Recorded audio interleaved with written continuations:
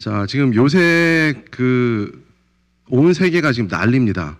왜 난릴까요? 뉴스 보시면 다 나오죠, 그죠? 네. 어떤 거요?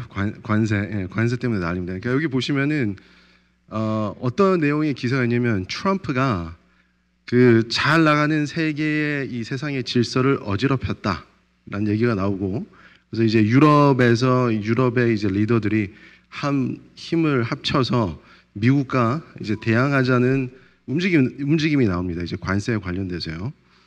그리고 이제 며칠 전에 어떤 얘기 나왔냐면 우리 여기 누군지 아시죠? 프란시스 교황이 이제 트럼프 행정부에게 쓴소리를 했어요. 리뷰크라고 하잖아요. 혼냈다. 이렇게라는 장면이 나옵니다. 정확하게는 그 부통령한테 딱 이름을 대고 얘기를 했어요. 이 부통령이 벤스 부통령이 이제 카톨릭 신실한 카톨릭 신자거든요. 근데 이제 이 카톨릭 신자인 벤스 부통령이 기어가는 목소리로 이제 대꾸를 또 이제 어저께 했었습니다. 자, 그리고 지금 현재 오늘도 이제 난리가 났는데 오늘도 뉴스에 보시면은 이제 중국의 시진핑 주석이 동남아를 이제 돌면서 이제 아시아 국가들끼리 힘을 합쳐서 미국과 대항하자 이러한 이제 얘기를 하고 있습니다. 그리고 지금 온 세상의 경제가 사실은 휘청거리고 있어요. 누구 때문에? 이분 때문에, 그죠?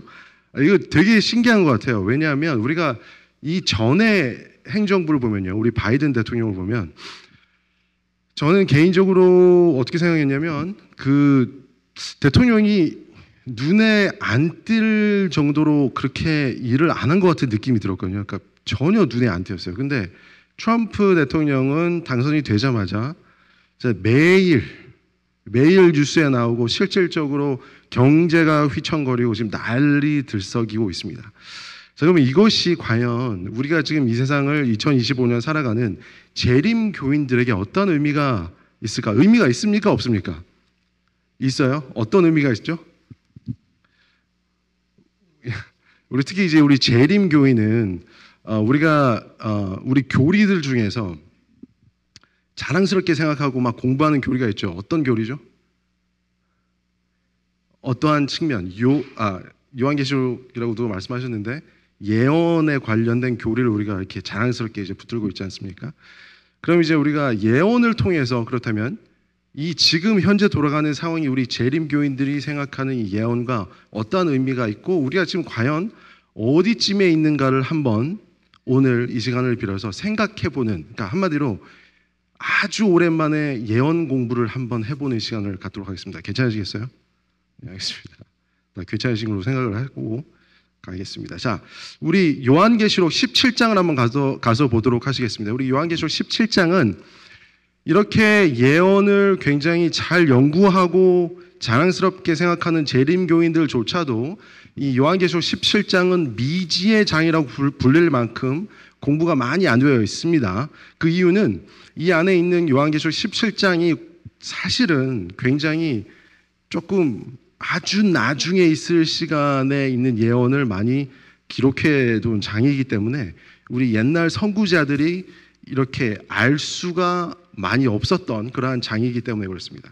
우리 15절을 가서 한번 읽어보실게요. 여기 15절에 가서 보시면 이렇게 되어 있습니다. 또 천사가 내게 말하되 내가 본 바 음녀에 앉은 물은 백성과 무리와 열국의 방언들이니라. 자, 우리가 여기서 보시면은 물은 뭐라고요?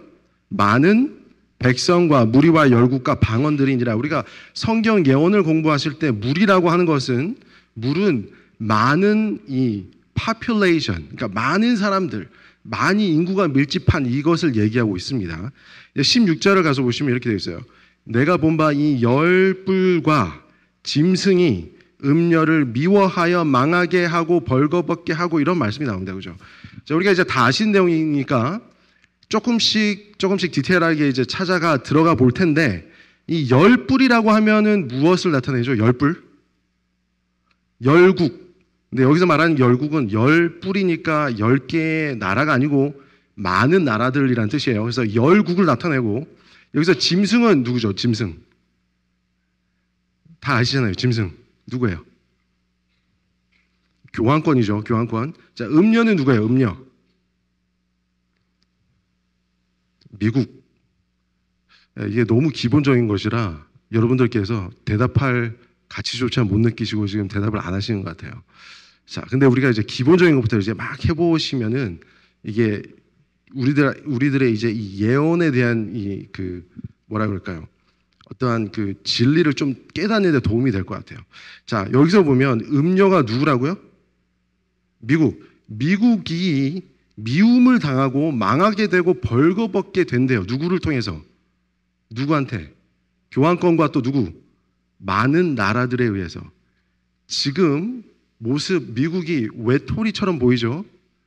지금 이렇게 됐다라는 건 아니지만 그렇게 되는 전초전일 가능성이 있죠. 이렇게 보이시죠? 자, 우리 1절부터 이제 자세하게 좀 가서 보시겠습니다. 자, 요한계시록 17장 1절에 보시면 이런 말씀이 나옵니다. 또 일곱 대접을 가진 일곱 천사 중 하나가 와서 내게 말하여 가로되 이리 오라 많은 물 위에 앉은 큰 음녀의 받을 심판을 너에게 보이리라 라고 되어 있습니다. 자, 여기서 우리가 요한계시록 17장의 시점을 아는 게 굉장히 중요합니다.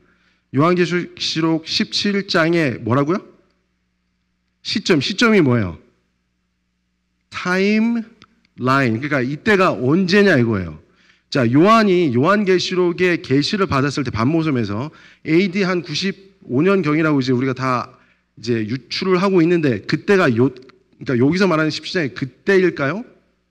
아니면 이 천사가 요한을 쫙 앞으로 데려가서 미래에 있는 나중의 모습일까요? 요거를 우리가 시점을 정확하게 책정을 해야 돼요. 언제의 시점인가 있다. 타임라인이 언제인가를. 요걸 알기 위해서는 우리가 그 전에 있는 장들을 좀 아는 게 중요합니다. 요한계시록 14장부터 볼게요. 요한계시록 14장은 우리가 재림교인들이 정말 이렇게 자다가도 벌떡 일어나서 외울 수 있는 내용이 들어있는 장이에요. 어떤 내용이 들어있죠? 새 천사의 기별. 그렇습니다. 그죠? 자, 요한계시록 14장은 새 천사의 기별이 선포되어 있어요.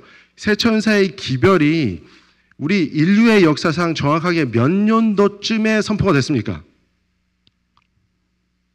1844년을 기점으로 정확하게 얘기는 우리 그 화이트 부인의 책을 보면 1831년에 윌리엄 밀러가 설교를 시작하면서부터 이것이 점점 이렇게 퍼져나갔고 1844년을 기점으로 새 천사의 기별이 선포되었다라고 얘기를 합니다. 자, 그 다음 15장, 요한계시록 15장에 가면 무슨 내용이 나옵니까?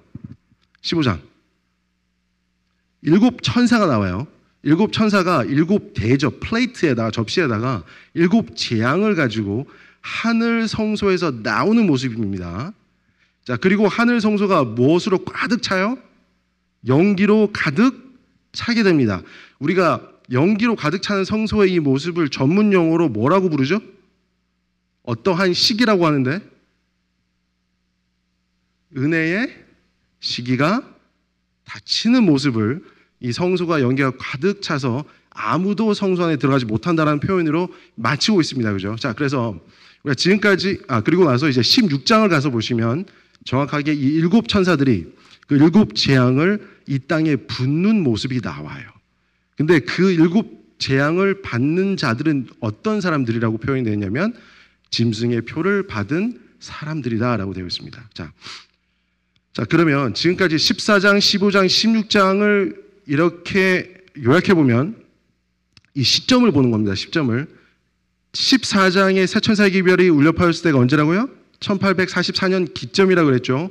그리고 나서 언제까지예요? 16장은 은혜의 시기가 닫히는 그 시기까지라는 겁니다. 그렇죠? 그리고 나서 17장을 오는 거예요. 17장이 뭐라고 돼 있냐? 일곱 대접을 가진 일곱 천사 중에 하나가 와서 말한다고 그랬습니다. 이게 뭐냐면 지금 요 시점은 일곱 대접을 아직 가지고 있으니까 일곱 재앙이 아직 부어지지 않은 그 시점이라는 겁니다. 무슨 말인지 이해를 하셨죠? 그러면 요한계시록 17장의 타임라인은 시점은 1844년 이후가 돼야 돼요. 그죠? 이후가 돼야 되고 언제 전이어야 돼요?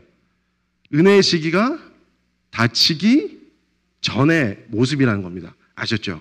그래서 우리 17장, 요한계시록 17장은 누구한테 누구 보고 알아들으라고 지금 하는 얘기예요. 우리죠. 그죠? 지금 왜냐하면 우리 1844년 이후로 살고 있는 우리들, 은혜의 시기가 닫히기 일보 직전인 지금 2025년을 살고 있는 우리들을 위해서 하나님께서 주신 계시라는 겁니다. 그러니까 이제 알아야 되겠죠. 어떤 얘기인지. 자, 이제 3절을 가서 한번 보실게요. 3절 이렇게 나와 있습니다.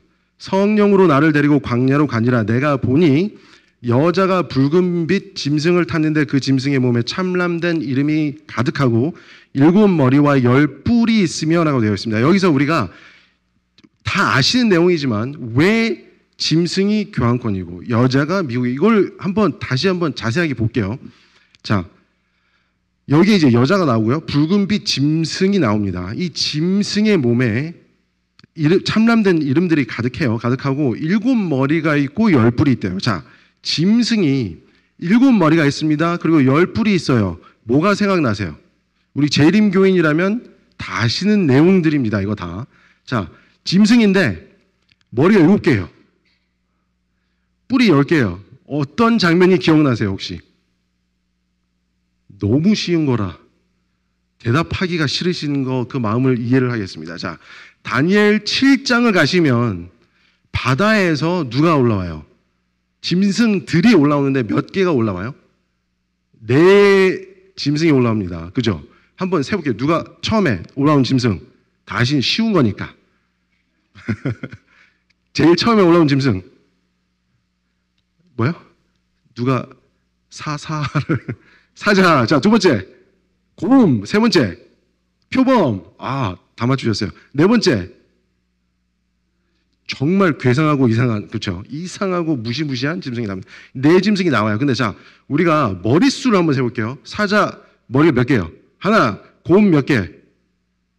또 하나. 표범 4개. 맞아요. 그리고 무시무시한 짐승? 하나. 그러면 지금까지 세보면 머리가 총 몇 개예요? 7개입니다. 그죠? 근데 마지막에 무시무시한 짐승의 뿔이 나와요. 몇 개? 자, 그러니까 이 짐승을 보니까 뭐라고 되어 있어요? 7머리와 10뿔이라고 나오죠. 그러니까 이 짐승은 누구예요? 지금 다니엘 7장에 나온 그 4짐승이 다 어떻게 돼요? 다 합쳐진 그 모습이라는 겁니다. 이 짐승이 우리가 다 아시죠? 사자 누구예요? 바벨론. 자, 그 다음에 곰, 메데, 바사, 페르시아. 그리고 그 다음에 표범 누구예요? 그리스. 그리스는 이제 4왕국으로 쪼개지니까 머리가 4개로 나온 거예요. 그죠? 나중에. 그리고 그 다음에 마지막 무시무시한 짐승 누구예요? 로마. 그죠? 그러니까 이렇게 우리가 쭉쭉쭉 볼 수 있는데 이 모든 왕국들이 차례로 일어섰다가 망하고 일어섰다가 망하고 일어섰다가 망합니다. 왜 망할까요?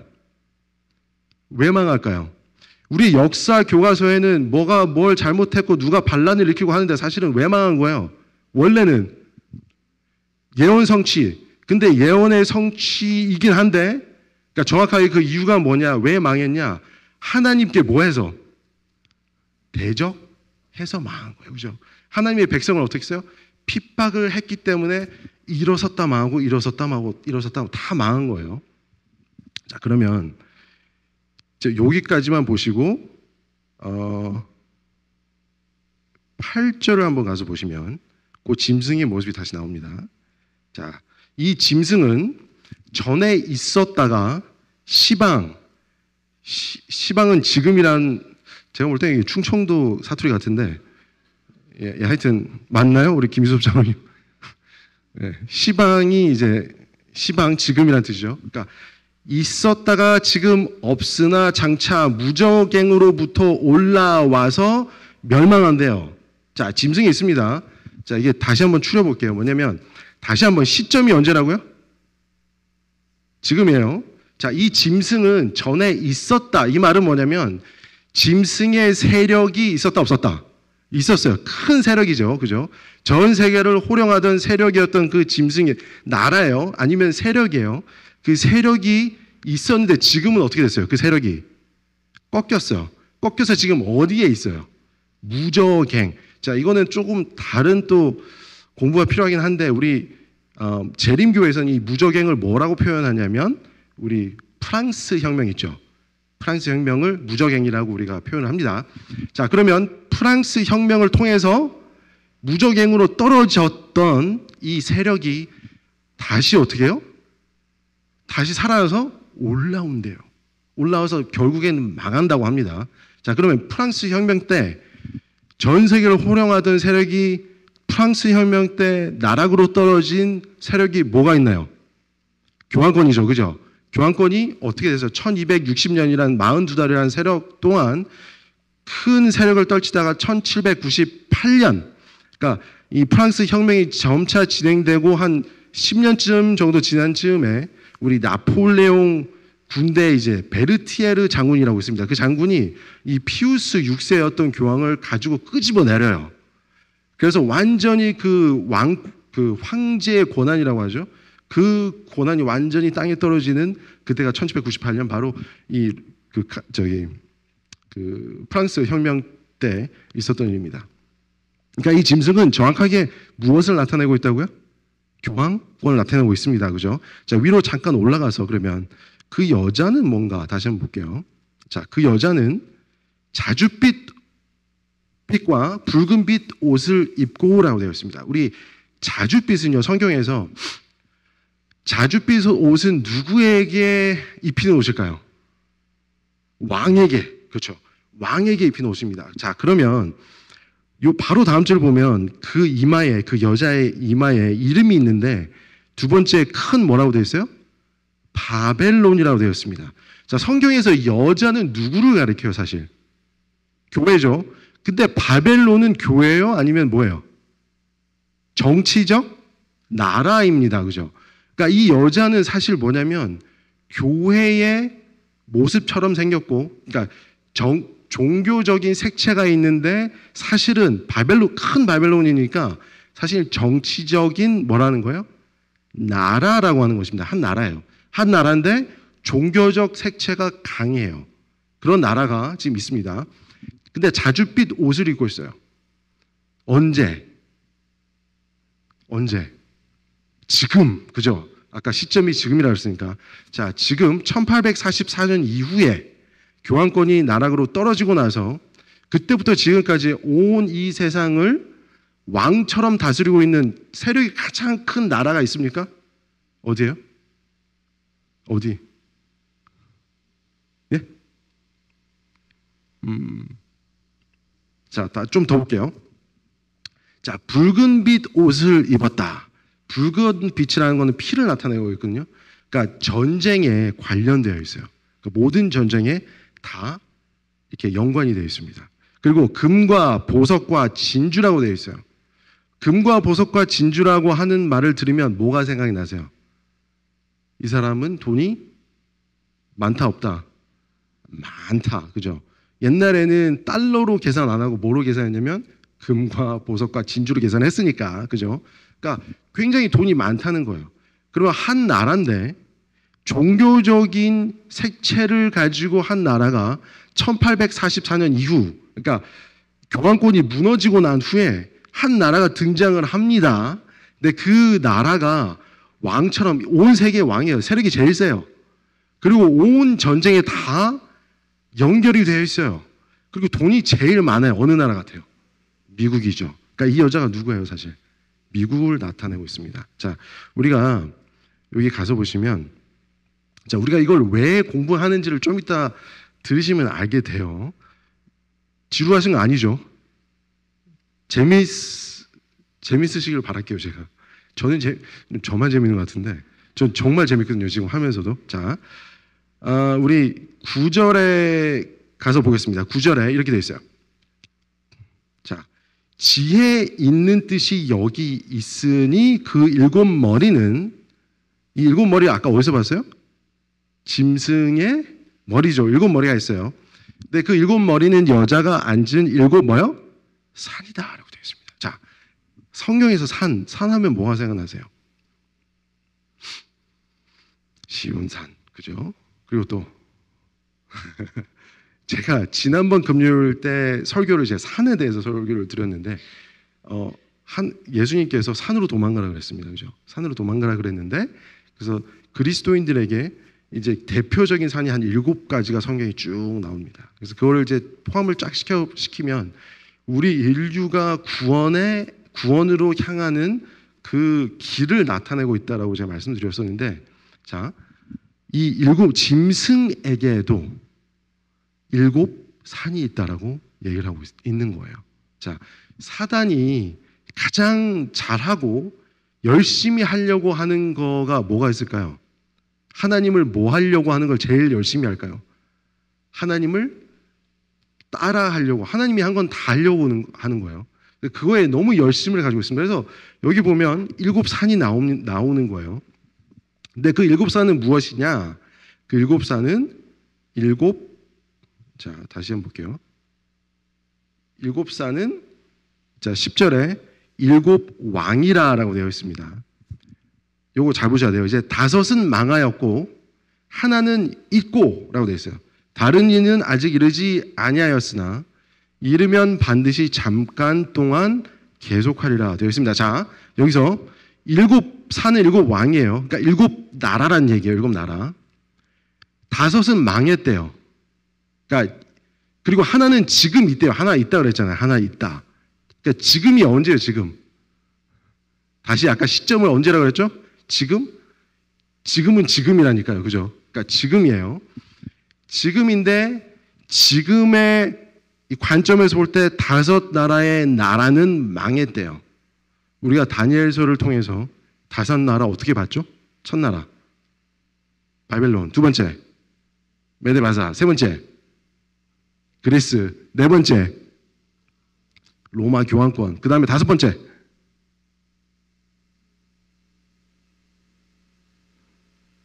로마 교황권이 아니고 저 뭐죠? 제가 잘못 말했습니다. 그 그리스 다음에는 그 로마 엠파이어 그 교황권이 아니고 또 로마 제국, 로마 제국이었고 5번째가 뭐였어요? 교황권이죠. 그러니까 이렇게 5이 있었는데 어떻게 해요? 망했잖아요. 망했어요. 지금 하나는 뭐라 그래요? 있다. 근데 다른 하나는, 그러니까 5번째가 망했으니까 지금 있는 건 몇 번째예요? 6번째. 자, 그리고 다른 이는 그랬으니까 다른 이는 몇 번째예요? 7번째. 7번째는 아직 왔어요, 안 왔어요? 안 왔대요. 근데 오면은 잠깐 동안 있겠대요.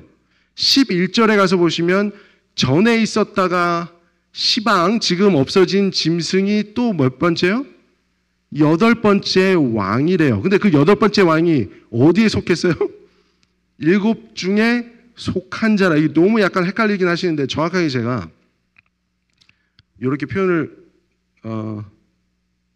도표를 이게 이제 영어로 돼 있어서 좀 그렇긴 한데, 자 보시면, 자 첫 번째 바벨론, 메데바사, 그리스, 그 다음에 로마 제국, 그리고 로마 교황권 5나라들이 망했다 그럽니다. 지금은 있다라고 하는 그 짐승은 하나는 누구예요? 그러니까 지금 현재 아까 봤죠? 미국이란 말이에요. 미국. 그거 다른 하나는 아직 이르지 아니하였다. 아까 근데 봤잖아요. 그 짐승이 무적행으로부터 올라오겠다 그랬죠. 그러니까 앞으로 올 짐승은 또 뭐예요? 또 교황권이죠. 그런데 8번째 왕이 있대요. 근데 그 8번째는 사실은 7번째 왕하고 똑같은데 약간 다르대요. 누굴까요? 8번째 왕은 사단, 그렇게 되겠죠. 자, 다시 돌아와서, 그러니까 지금 자, 이 도표를 드리는 이유는 뭐냐면, 지금 예언에서 우리가 지금 어디에 있다는 걸 말씀드리냐면, 이제 여기 보시면 이제 7번째가 이제 올 거란 말이에요. 우리 6번째 지금 있단 말이에요. 근데 7번째는 아직 안 왔는데 올 거란 말이에요. 오면 얼마 동안 계속해요? 잠깐 동안. 그러니까 우리에게 시간이 얼마 남았어요? 아주 잠깐 남은 거예요. 그 다음에 뭐가 와요? 전에 있었던 없어진 짐승이 8번째 왕이다. 그러니까 사단이 교황권의 모습으로 다시 7번째 건너뛰고 또 온다는 얘기입니다. 근데 자, 여기서 중요한 게요, 이 5나라는 다 하나씩 일어섰다 망하고 일어섰다 망했어요.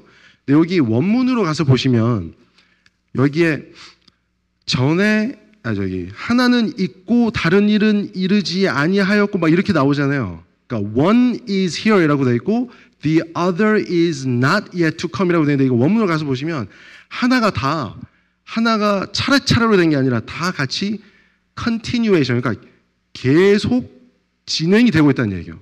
그러니까 5번째는 어떻게 됐냐면 일어섰다 망하고 일어섰다 망하고 일어섰다 망했는데 이 6번째부터는 망하지 않고 계속 어떻게 해요? 차츰 합쳐진다는 얘기를 하고 있다는 것입니다. 합쳐진다는 거. 그러니까 미국 지금 6번째죠. 그 다음에 7번째가 교환권, 그리고 8번째 사단이 삼중연합의 악을 구성을 한다는 얘기예요. 자, 그러면 우리가 13장을 가서 한번 보시겠습니다. 이렇게 삼중연합을 해서 어떤 일이 벌어지는가? 자, 우리 1절부터는 이제 보시면요. 1절에는 이제 바다 짐승이 올라옵니다. 자, 바다에서 짐승이 올라온다는 얘기는 네, 여기 또 있어요. 자, 뿔이 열이고 머리가 몇 개요? 머리가 7개죠. 그러니까 아까 보셨던 그 짐승이 그대로 나오죠, 여기에. 그죠? 그러니까 이 복합 짐승이 이제 바다에서 올라오는데 이 짐승이 42달 동안 하나님의 백성들을 괴롭히겠다라고 되어 있습니다. 그래서 이게 우리가 인류 역사상의 그 로마 교환권, 이 중세 시대의 역사를 통해서 우리가 이루어진 것을 알 수 있습니다. 그죠? 자, 근데 이제 2절에 가서 보시면, 자, 그래서 바다에서 짐승이 1절에 올라오고 2절에 가서 보시면 용이 또 나와요. 용은 어디가 거처입니까? 어디를 날아다녀요? 하늘을 날아다니죠. 그러니까 하늘 짐승이에요, 용은. 그죠? 자, 그리고 이제 11절로 가서 보시면 11절에 땅 짐승이 올라옵니다. 자, 이 땅 짐승이 올라오는데 이 땅 짐승이 우리가 누구라고 얘기를 하죠? 미국입니다. 그죠? 자, 용은 누구요? 사단이고, 바다 짐승은 교환권이고, 땅 짐승은 누구요? 미국. 아까 요한계시록 17장에 봤던 모습 그대로 우리가 지금 보고 있는 거예요. 자, 그러면 이때 13장에서 어떠한 일을 미국이 이 땅 짐승이 하는가를 한번 보겠습니다. 자, 여기서 중요한 게 있는데 14절에 가서 보시면 이렇게 되어 있어요. 14절.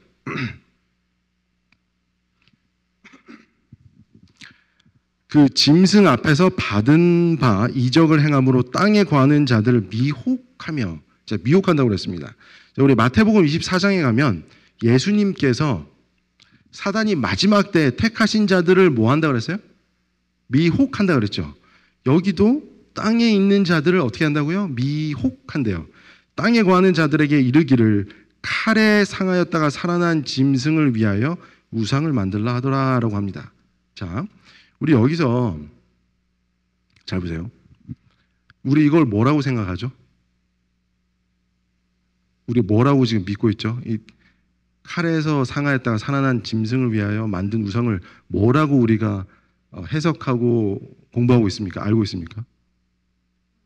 교환권이라고 알고 있죠, 그죠? 자, 근데 아까 우리가 뭘 봤냐면 그 교환권이 7째인데 8번째도 교환권인데 결국은 누구라고요?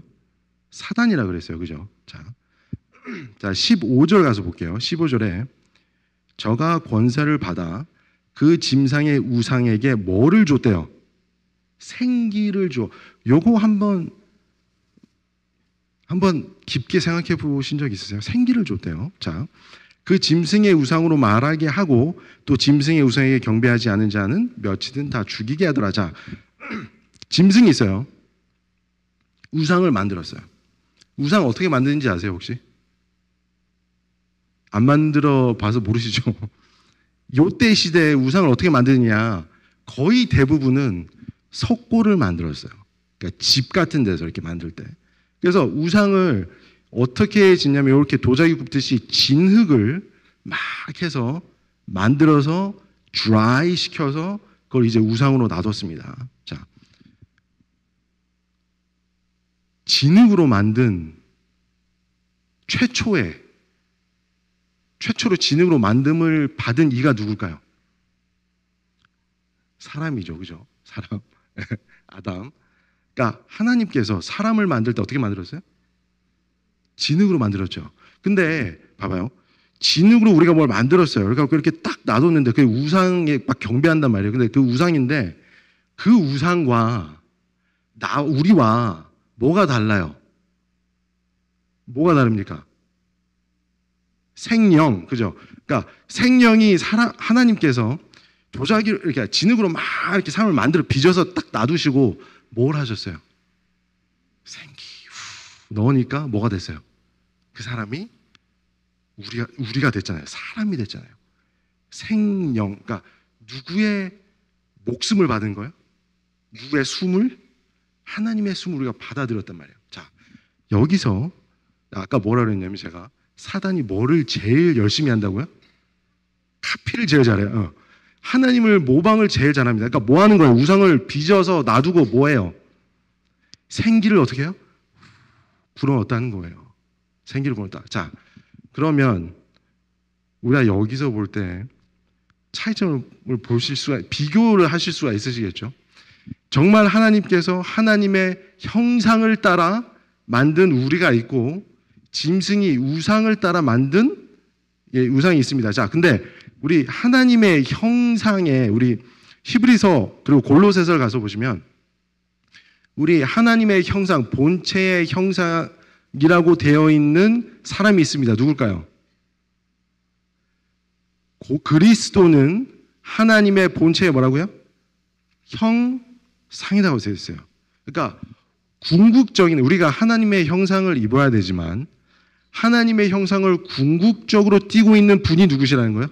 예수님이에요. 그러니까 생기가 있는 이 하나님의 형상은 원래 궁극적으로 누구시라고요? 다시 예수 그리스도라는 거예요. 그렇다면 똑같은 의미로 사단도 빚어서 생기를 넣었으니까 누구를 카피한 거예요? 예수님을 카피한 겁니다. 우리 예수님이 십자가에 이제 달려 돌아가시기 전에 빌라도의 법정에서 이렇게 있을 때 이 사람들이 막 환호를 했어요. 죄수가 2명이 있었어요. 예수 그리스도와 예수 또 누가 있었어요? 바라바 아시죠? 바라바의 이름이 예수예요. 근데 바가 뭐냐면 누구누구의 아들이라는 뜻이에요. 아바는 아버지라는 뜻이에요. 그러니까 풀어서 보면 바라바는 아버지의 아들 예수라는 뜻이에요. 누구 이름하고 똑같아요. 우리가 믿는 예수님이라고 똑같죠. 빌라도의 법정에 있는 똑같은 이름을 가진 두 예수가 있어요. 근데 사람들이 누구한테 갔어요? 가짜 예수를 찾아갔죠. 여기서 지금 사단이 마지막에 하겠다라고 한 거는 뭐냐면 진짜 예수님이 있는데 누구를 세운다는 거예요? 가짜 예수를 세운다는 것입니다. 자, 우리는 재림교인들은 이렇게 생각해요. 마지막 때 우리는 안식일 막 지키고 그러면은 나는 절대 안 속아. 미혹 안 당이라고 얘기를 하십니다. 그죠? 여기서 보시면 생기라고 되어 있는데 이 생기라는 게 에스겔서 37장에 가서 보시면 이 마른 뼈에 대한 환상이라는 그 모습이 나옵니다.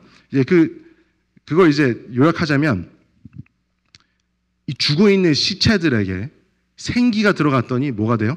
살아나더라 이 뜻이에요. 그러니까 부활의 힘을 생기로 표현합니다. 성경에서. 그러니까 마지막 때 예수님께서 재림하실 때 누가 부활해요? 하나님의 안에서 죽었던 여러분들의 부모님, 형제자매, 그리스도 안에서 죽은 형제자매가 될 수도 있고 부모님이 되실 수도 있고 또 자녀들이 될 수도 있고 다 어떻게 돼요? 부활을 하겠죠. 그죠? 부활하신다는 거예요. 근데 그거를 여기서 보면 그대로 따라 한다는 겁니다. 어떻게? 이 화이트분께서 말씀하셨어요. 마지막 때 재림하는 것처럼 사단이 예수님이 재림하는 것처럼 이 땅에 나타날 건데 그때 부활을 합니다. 누가 부활할까요? 여러분의 사랑하는 가족들. 부모님들, 자녀들이 부활한 모습으로 나타날 거예요. 자, 우리가 사단이 사울에게 사무엘이 어떻게 됐어요? 죽었는데 부활한 것처럼 나타나서 보여줬죠. 마지막 때에 이 생기를 통해서 부활하는 것처럼 나타난 겁니다. 그러니까 이건 뭐냐면요, 우리는 쉽게 생각을 해요. 마지막 때 우리는 일요일 휴업령 그래서 안식일만 지키면 돼, 이게 끝이라고 생각을 하는데, 이게 생각해 보세요. 마지막 때 사단이 재림 예수처럼 나타나는데 누굴 데리고 나타나요? 여러분들의 사랑하는 가족들이 여러분 앞에 나타난다는 거예요. 뭐 한 것처럼? 부활한 것처럼. 부활해서 뭐라고 얘기를 하냐면, 우리가 사실 안식일이라고 믿었던 거, 우리 재림교회에서 믿었던 거 사실은 진짜가 아니었어 라고 여러분들에게 말을 할 때 미혹 안 당하실 자신이 있으실까요? 우리가 너무나 그립고 사랑하는, 우리가 사랑하는 형제자매들, 또 부모님들, 뭐 자녀들이 될 수도 있고, 돌아가셨던 우리 사랑하는 가족들이 다시 부활한 모습으로 나타날 때에 우리가 그것을 미혹 안 당할 자신이 있으시냐 이겁니다. 이게 굉장히 힘든 시험거리가 될 거란 얘기를 지금 제가 드리고 있는 겁니다. 자, 그럼 이제 우리가 어떻게 해야 될 것인가? 요 말씀만 드리고 이제 마치도록 하겠습니다. 이제 창세기 1장에 가서 보시면요, 이렇게 돼 있어요. 자, 하나님께서 여기 보시면 이제 셋째 날에 이제 수목을 만드시고 채소도 만드시고 하셨죠. 만드실 때 누구에게 얘기를 해요? 자, 하나님이 가라사대 누구요? 땅은, 그죠? 땅한테 얘기를 하신단 말이에요. 자, 그리고 여기 보시면은 자, 하나님이 가라사대 물들은 생물을 번창하라. 하늘의 궁창에는 이렇게. 그래서 바다의 물고기를 만들 때 누구한테 얘기를 해요? 바다애한테 얘기를 하는 거예요. 무슨 말인지 아시겠어요? 자, 땅에서 올라오는 채소들, 수목들을 만드실 때 땅한테 얘기하시고, 바다 짐승을 만드실 때 바다한테 얘기를 하셨단 말이에요. 그러니까 한마디로 자, 그런데 우리를 만드실 때, 사람을 만드실 때를 어떻게 만드셨어요? 26절 하나님이 가라사대 우리가, 그죠? 그러니까 하나님이 사람을 만드실 때는 누구랑 얘기를 하신 거예요? 하나님하고 얘기를 하신 거예요. 무슨 말인지 아시겠죠? 삼위일체 하나님께서 서로 의논해서 사람을 만드신 거예요. 자, 우리 바다가 아니고 땅에 이 채소들, 나무들, 이 땅에서 뽑아버리면 어떻게 돼요? 살아요, 죽어요? 죽죠. 바다에 있는 물고기들, 바다에서 빼면 어떻게 죽어요, 살아요? 죽죠. 그 근원들이 없어지면 죽는다는 거예요. 자, 하나님께서 우리를 만드실 때는 하나님이 얘기를 하셨다는 거예요. 그러니까 우리 속에서 하나님이 사라지면 우리는 어떻게 돼요? 죽는다는 겁니다. 그러니까 우리가 하나님의 형상대로 살아간다라고 하는 것은 어떤 얘기냐면 우리 속에 하나님께서 계속 있으셔야 된다는 거예요. 자, 제가 요거를 하나 부탁해서 가져왔습니다. 이게 뭘까요? 일회용 장갑이죠. 자, 이거 이제 사실 제가 이제 오피스에서 이걸 쓰지 않고 이제 수술용 장갑을 쓰는데, 자, 이 장갑을 잘 보시면 누구의 이미지예요? 누구의 형상이에요? 저의 손의 형상이고 모양입니다. 그죠? 근데 이 장갑은 누가 들어가야 일을 할 수 있어요? 저의 손이 들어가야 사실 일을 합니다. 그죠? 근데 제가 이 장갑 없이도 일을 할 수 있어요? 없어요? 여러분들 김치 만드시고 할 때 장갑 없이 할 수 있어요? 없어요? 할 수 있으시죠? 그죠? 하나님도 우리 없이 사실은 모든 것을 할 수 있으세요. 근데 장갑을 만드신 거예요. 누구? 우리란 말이에요. 우리.